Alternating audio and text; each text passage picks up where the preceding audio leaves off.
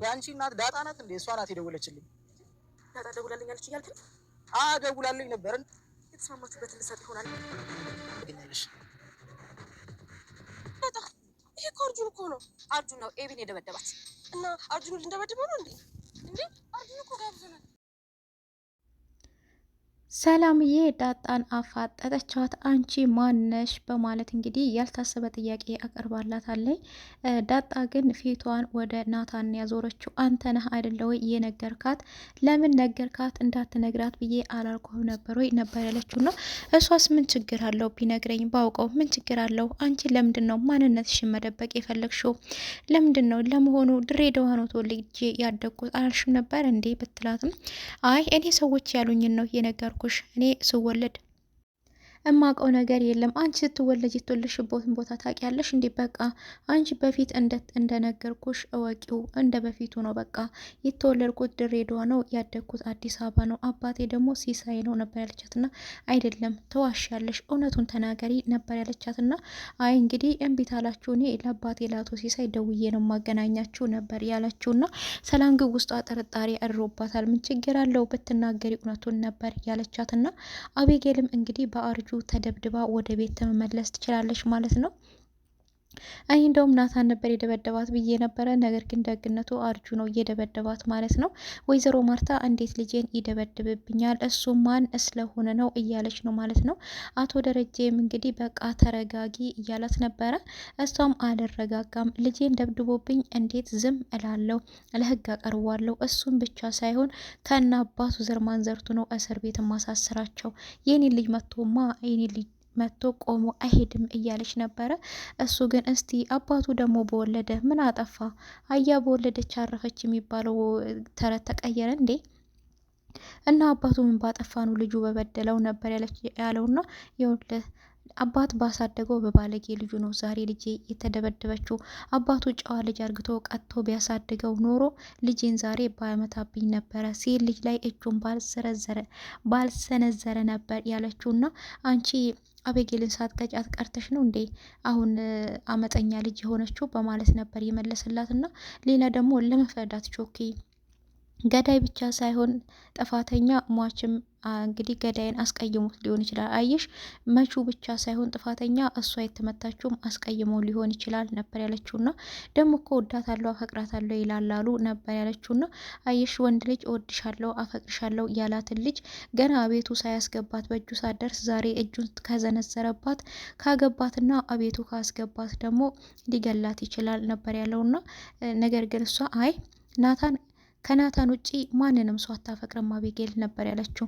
አየሽ አሁንም እየተሳሳትሽ ነሽ። ናታንና አቤጌልን አንድ ልዩ እንዲሆኑ በግዴታ እየገፋፋሽ ያለሽ ይመስለኛል።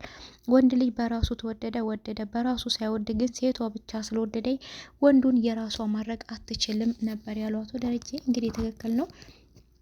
ናታን ለራሱ ከዳጣ ጋር ደስ የሚል ጊዜ እያሳለፈ እንደዚሁም የሚወደውም አይኑም ልቡም ሁሉ ነገሩም እንግዲህ እንደምናየው ከሆነ ዳጣ ጋረን ያለውና እንግዲህ ዳጣንም ቁጭ ብሎ በጣም ታምሪያለሽ፣ በጣም አንቺ ጥሩ ሰውና አስተዋይ ሴት ነሽ፣ በጣም ነው የምወድሽ እያላት እያወራት ነበረና ነገር ግን ይሄን ሲያወራት አቤጌል ተደብቃ እየሰማች ነበረ። እንግዲህ ለሰላም ለምን ነገርካት ያንንም ስትለው እንግዲህ ግልጥ አልሆነላትም። ግን እሷ በሽፍኑ ለሰላም ለምን ነገርካት ያንን ነበር ያለችውና በነግራት ምን ችግር አለው ትወቅ ለማወቅ በጣም ጓጉታለች የሚል ነበር የመለስላት። ነገር ግን አይነን ውስጥ እያየ ጠጉሯን እየዳበሰላት ነበርና አቤጌል ግን አላስችል ስላላት እሺ እናንተዬ ፍቅር እያጫወታችሁ ነው ነበር ያለቻቸው በቅ ብላና ነገር ግን ናታን አላየም ነበረ። ዳጣናት ዛባ መጣልክ ያለችውና ዛባ ሆናባችኋለች እዛ ቤት። እሷም እንግዲህ ዳጣ በሉ ደህና ዋሉ ብላ እንግዲህ ናታንን አቤጌል ጋራ አጋፍጣ ነው ሄደችውና አቤጌል ቁጭ ስትል አጠገቡ እሱም እንግዲህ ትቷት ነው ውልቅ ያለው ማለት ነው። ካጠገቧ ክላሱ ድረስ ተከትለው ልትሄድ ተገዳለች ማለት ነው።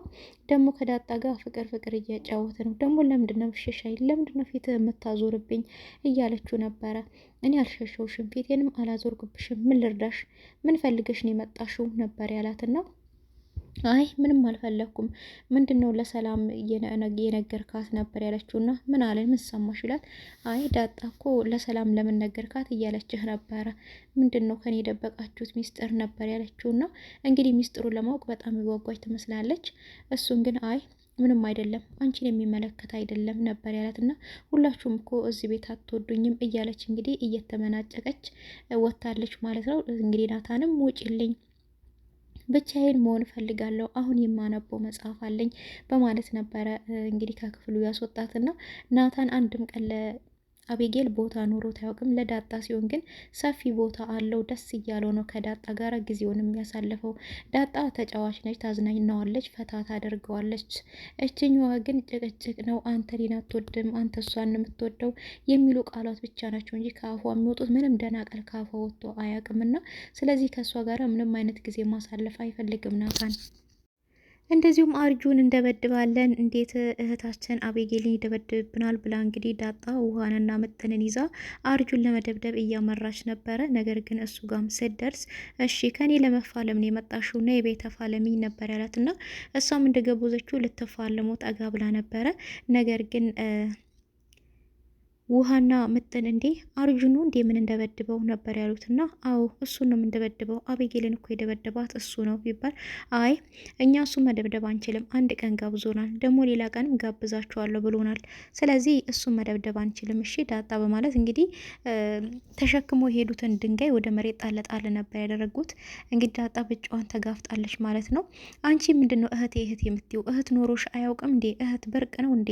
አንቺ እኮ አጠገቧ አንገትሽ ቢቀላ ሰው ቀና ብሎ አካናታይሽም። አንቺ ግን እህቴ እህቴ እያልሻውን እኔን ለመደባደብ እዚህ ድረስ የመጣሽው ነበር ያለትና እሳይ ደግ አደረገች። ምንም አይምሰላት እሷ እኔ የራሴን ነው እንጂ የእሷን አላቅም ነበር ያለችውና ግን አንቺ ነቄ ነሽ የገባሽ ትመስያለሽ። እኔ ይኸውልሽ አቤጌል በጣም አስቀይማኛለች። ተገቢ ያልሆነ ቃላቱን የተናገረችኝ አንቺ ግን በጣም የገባሽና አስተዋይ ሴት ትመስያለሽ። እሷ እንዳናደደችኝ ቢሆን ወጋት ነበረ በስለት ነገር ግን ስለምወዳት ነው የተውኩት ነው ያለውና እውነት ነው። አቤጌልም የተናገረችው ቃላቶች በጣም ከባባድ ቃላቶች ናቸው። ወንድነቱን እንዲጠላ ነበረ በቃ የምትናገረው ቃላቶች ማለት ነውና ለሞላሩ ራሱ አልተጠነቀቀችለትም ነበርና መጨረሻ እንግዲህ እፋለማለሁ ብላ ጠጋ ስትል ከጀርባው እሷ ያልታሰበ ነገር መዘዘባት ማለት ነው።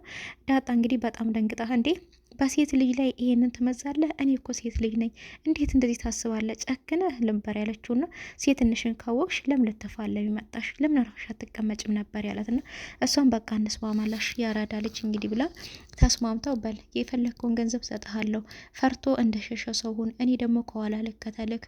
እህቶቼ እኔ ጎበዝ እንደሆንኩ ነው የሚያውቁት እንጂ እኔ እንደምፈራ አያውቅም። አሁን ፈርቼ ከሸሽኩህ ሌላ ነገር ነው የሚመስለው። በል እንስማማ፣ ባልከው ነገር ሁሉ እስማማለሁ።